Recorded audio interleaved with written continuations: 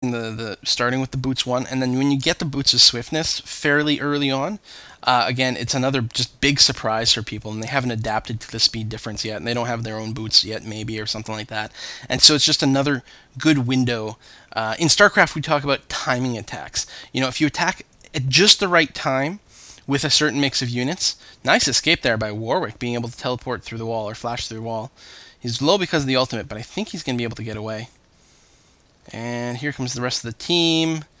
That Mord's got a lot of health, but there's a lot of us, and I don't think I'm going to chase here. Again, I'm tough enough. I can really do a lot of this, but the rest of my team has not followed, which is too bad. I figured a Moo might toss a bandage toss. Oh no! I think I'm going to die from the ignite. Yes, no, no, wow. But 40 hit points left. A lucky escape for me.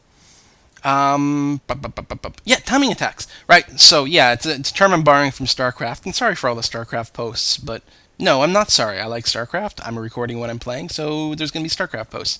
But I also like League of Legends. So, yeah, if you get people at just the right time when they're changing technologies, when they're leveling up or whatever, you can get a huge edge with an army that if you waited just one more minute to attack, even if you added more units during that time, like you kept building units, it wouldn't be as effective. You'd get to the enemy base and they would have like the right counters, the right static defenses. And it's the same thing with boots. The earlier you get your boots, the more valuable they are because you're running faster than your opponents. Later on, everyone kind of has boots and or other movement speed items. Ooh, Warwick's getting caught here and gets destroyed. If I remember correctly, this Warwick does that a lot. And he reaches the point where he needs to stop jungling because they have wards, because they're checking for him, because they're just generally roaming around the jungle, and they just start to feed off him insanely. And that is, you know, at some point we're going to have to make some Warwick videos. It's something I haven't done yet, and people have been asking me to do that since day one. And he's such a difficult character to get right because, you know, you think jungling is just a solo activity, you know, you just do that thing, but no, jungling is just one of the most... You need so much awareness. You need to understand what your team is doing. You need to understand the flow of the game. You need to know when is it the time you need to start backing off. And frankly, you need to buy some freaking wards and start warding the jungle so that you are not going to be caught unaware while you go into there. You need to know when to stop jungling. You need to know when it's time to gank. You need to know when it's time to group up with the team. And it's just very complicated. In terms of abilities, he's very easy for a noob to play. Like, very easy to understand. But what jungling requires of you is not noob friendly, and you really need to have a good grasp of the game flow. So, looks like Amumu tried to initiate here. He did get a bandage toss off, but it didn't last. Ooh, Gangplank just barely avoids getting grabbed by Blitz there. There we go. Amumu does drop his ultimate. We're going to pick up Jaina, and I think that's all. Oh, Mordekaiser comes in from the back, and what am I chasing here? Gotta turn around. Mordekaiser just gets grabbed by Ryze, almost nuked down to nothing. There we go. I'm able to snipe him with my ultimate just before he escapes and get away myself, thanks to Ghost. Very, very close there. You have to excuse me. I need a drink 1 second. My throat is killing me. Okay, so I think that went well for us. So it looks like our score, I mean, we're ahead on score, but I don't think we're running away with the game just yet. And we've only got one of their towers down. They've got one of ours, but our middle tower is about to drop. And the problem is we're in that phase right now where Blitz can be very, very dangerous. These early team fights, because people can get nuked down so very quickly. If the wrong person gets grabbed, that person will just get exploded because they don't have any defenses. Later on, I find Blitz, you know, sometimes you grab, but everyone kind of gets tougher. It really depends. I mean, obviously, there's always squishies. People just have to be really aware of their placement. So it looks like I am going to be going with the Force of Nature this time. It makes sense, I think. We've got their team is very heavily AP reliant. I guess all their characters, even like Blitz and Mord, who I think of in my mind as being kind of physical. Well, really, a lot of their damage is coming from magic damage, especially Mord. Blitz, it really depends on how he's built. They have an Ezreal as well, who may be physical, may not be, I'm not sure. But even if he goes physical, he still generates a lot of his damage through magical effects. So MR is pretty good. So yeah, I still like the Sunfire Cape just because... Oh, Jaina makes a bad decision here. Ignite, and I've got 8 seconds to my ultimate. I don't know if it's going to be off in time. Oh, I actually get pulled away.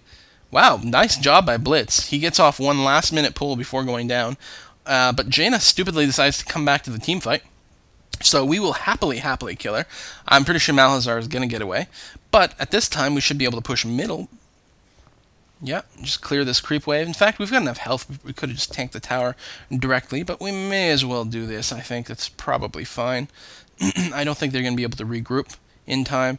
The tower's half health. I'm going to chase off Malazar here. I don't really have any intention of engaging, but if he stood in ground and started casting spells at me, I would not hesitate to open up on him. Amumu was able to get a bandage toss, but that is all. He is able to retreat to the safety of his tower. And I don't think we intend to push any more here. Get a little bit more damage on Malazar, but yeah, no, we're gonna back off, no doubt about it. So looks like Ezreal. I'm gonna say he's going physical. He's got the brutalizer. He's got a sheen. It's I mean, I don't really know Ezreal builds too well. Did I say Ezreal? I hope I did. But it looks to me like that's building in the direction of physical more than caster. Gonna pick up the red buff here. So I don't see any of them on the map. Okay, there's Jaina in the middle. Looks like our guys are going to push bottom. Oh, but Blitzcrank is there, and we got to be a little bit careful because there's two squishy guys. Either one of them who gets pulled into the tower, that could be a lot of trouble. Looks like I'm actually going to stop getting the red buff because I'm going to move over here, but I can't really stop them from killing the tower. But they're squishy enough. I think if they had engaged, I would have been okay. I mean, Garen really... Yeah, he can easily 2-on-1 these people, which is just sick. Like, how is this fair? But, you know, already I've got well over 100 armor and magic resist. 23k, or 2.3k, 2300 hit points. Very, very tough, and yet I do ridiculous damage, especially when my ultimate is up. It's just not right. I'm sure he's going to get nerfed somehow. I don't know. Maybe they'll lower the static... damage of his specials, of his spells, but maybe make them scale better. Make them scale better with attack damage and what is the other thing? Crit, I guess. His stuff scales up with crit. That way, if you wanted to do damage, you still could. It's not just that you're, you know, lowering his damage, but you're lowering his damage if you're building him tank, which I think makes a lot of sense. I mean, on the other hand, as a pure tank, he doesn't really contribute anything, right? Like, he doesn't have much in the way of a disable. Like, you look at Cho'Gath, he's got the AoE knock-up, he's got the AoE silence, so that's what he contributes as a tank.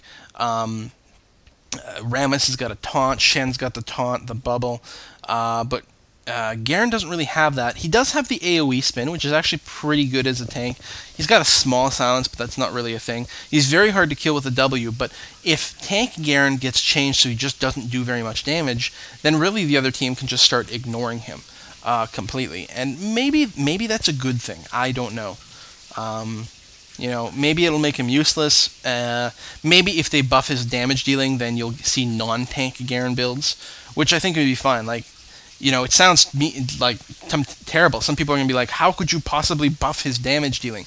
But as long as you nerf his ability to do damage in tank form, woo, just missed a blitz grab there. Good try on his part.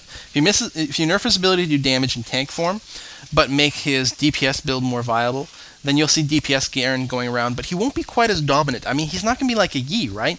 Yi's a good example of someone who does tons of damage, but he's still squishy, so he's counterable. So I'm not as worried about a pure damage dealing Garen. It's this tough Garen that still does damage that scares me.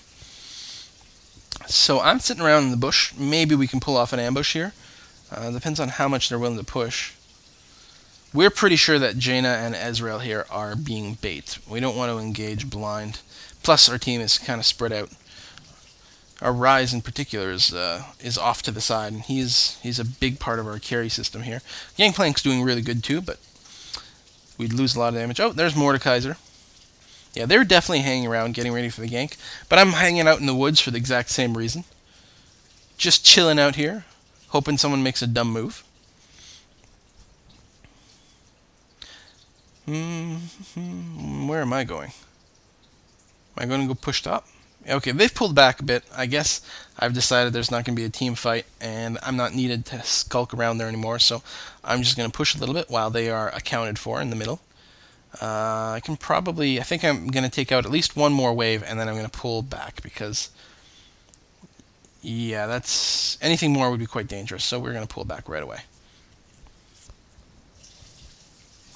And now I've got a bunch of money. I probably have enough for my Force of Nature.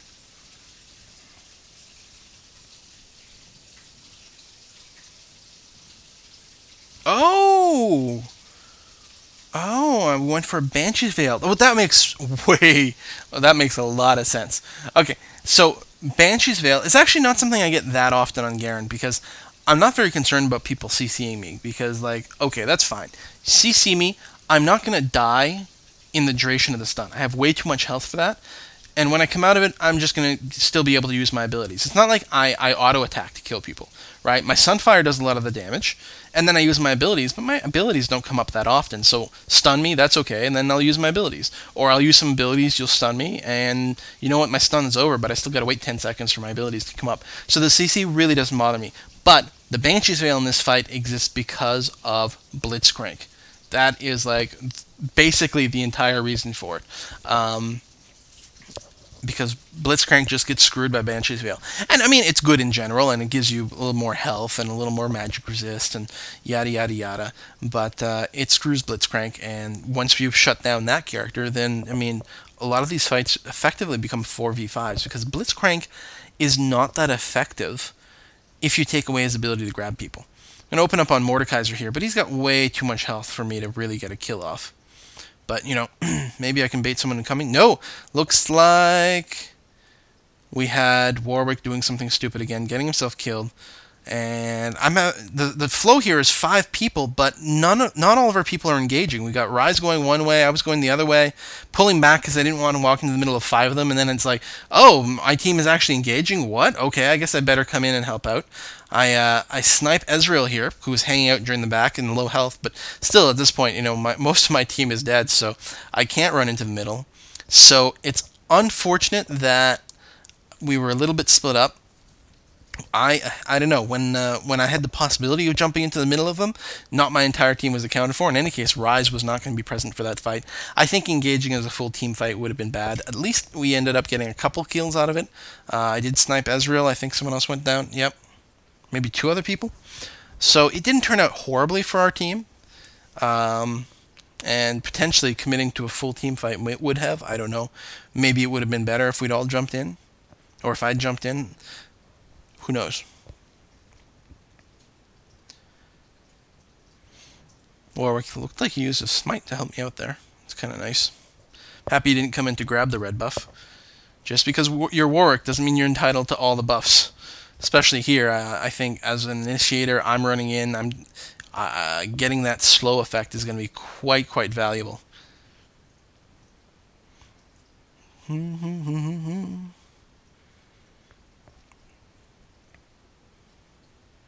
So they're all MIA. Yeah, I wish we'd bought more wards. Usually I do. And especially as someone like Garen, like, you're not a carry, you're not quite that sensitive. Nice initiation by Mumu there. If he had his ultimate, no ultimate. I actually get grabbed here, and towered and punched, and oh, I go down. That sucks. But we do get moored out of that, and what else? If they're going to keep fighting, they're going to be in big trouble, because we're all healthy here. I'm going to start working on Guardian's Angel, which, yeah, I mean, if I'd had it there, how amazing would that have been? I'm always torn about the right time to get Guardian Angel. You know, it is a very strong item. Sometimes I think I should just get it earlier. Because part of it is, it's got such a long cooldown if you do die. You know, that 5-minute cooldown. The earlier you get it, the more times it can come up. But then, you know, the earlier you get any item, the more it'll be useful. So, kind of a moot point there. But maybe I should have gotten it before the Banshee's Veil. I think I should have. I think I should have gone Sunfire, Guardian Angel, then Banshee's Veil. I'll live and learn. It's hard to say. Because I suppose, really, I shouldn't mind getting grabbed. You know, if anyone's going to be grabbed, grab me. That's fine.